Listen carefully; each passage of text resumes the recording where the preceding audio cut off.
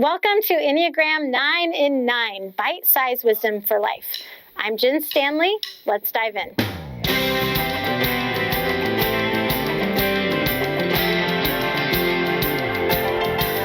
This is how do I know my number, the 3 ways that I would suggest you do it, and the 3 mistakes that I hope you avoid.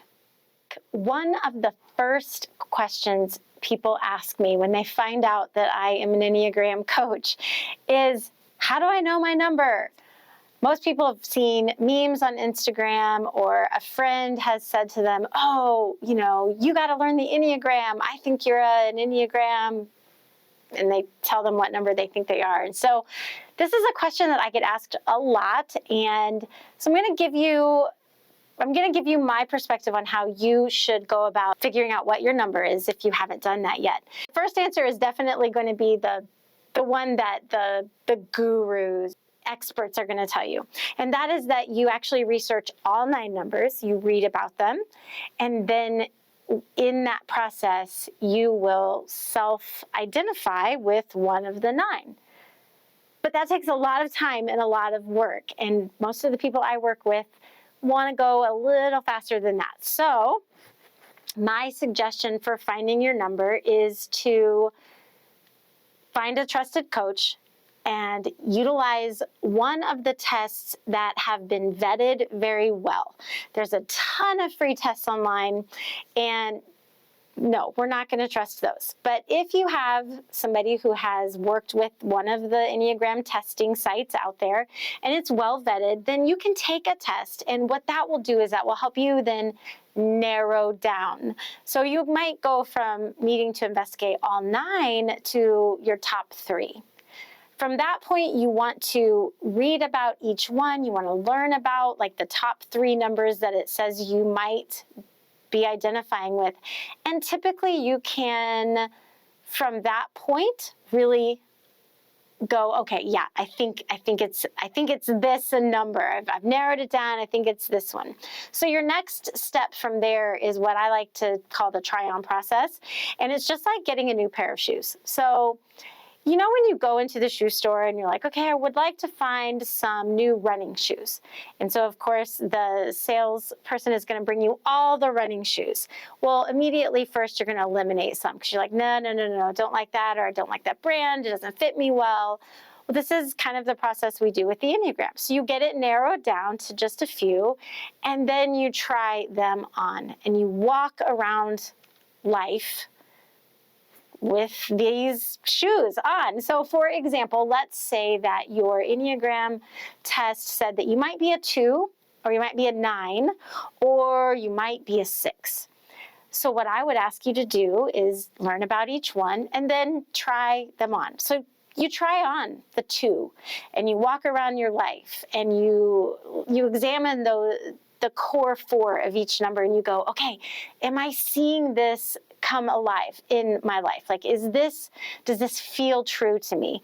And you may come back and go, yes, oh my goodness, the 2, that is the perfect fit for me. Or you may come back and go, you know what, it's not quite right. And so then I'm going to say, all right, let's try on the 6. So now you walk around life with the 6, and you look at the core 4 of the 6, and you find what resonates, and oh my goodness, is this the perfect fit? And then if not the 6, then you try the 9. So does that make sense? You're going to narrow it down, probably with the help of a highly vetted, well-respected test, and then you're going to try the numbers on. Now, the third step, and this is really important, the Enneagram was always meant to be taught in an oral tradition, which just means by hearing people talk about their experience, and also in community.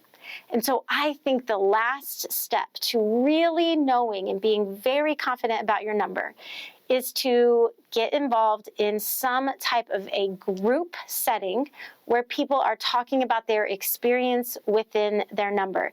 This is how the Enneagram has been taught best for the longest amount of time. And so while, yes, I think reading books, audiobooks, listening to podcasts, wonderful way to learn. But the ultimate experience of knowing your number is when you are in community and you're able to share what the experience is of walking around, of being in life as your number. And this is where most people find tremendous amount of confidence in, yes, this is definitely my Enneagram number. Now, I want to caution you about 3 mistakes that people commonly make when it comes to their number.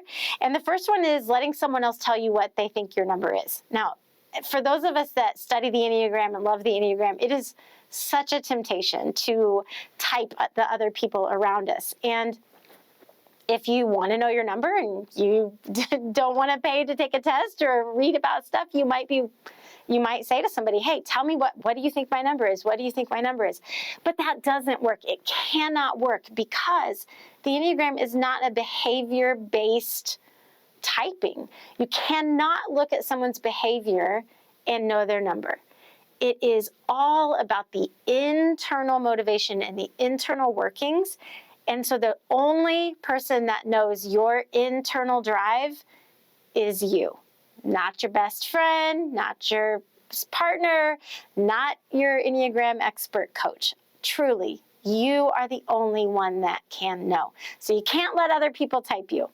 Let's see, number 2 would be just taking some random test and just taking it for what it said. So I cannot even tell you the number of clients and students that I have had that said, well, I took a test. I took a free test online and I was a 4, so I guess I'm a 4. So yeah, we've already talked about why that doesn't work, but you can't just take a test and trust the first number that it tells you are. And the third mistake is that skipping the try-on that I mentioned before. I really feel like it's important to try the number on and then discuss it in a community setting. So this is how do I know my number, the 3 ways that I would suggest you do it, and the 3 mistakes that I hope you avoid. It takes a lot of bravery to raise your hand and say, I don't really know myself as well as I thought I did. Or even, I've forgotten who I am. I don't remember anymore because I've spent so much of my life pouring it out into other people that I've forgotten myself. If you are asking yourself those questions, this podcast is for you. If you're worried that your best years are behind you, I promise you they are not.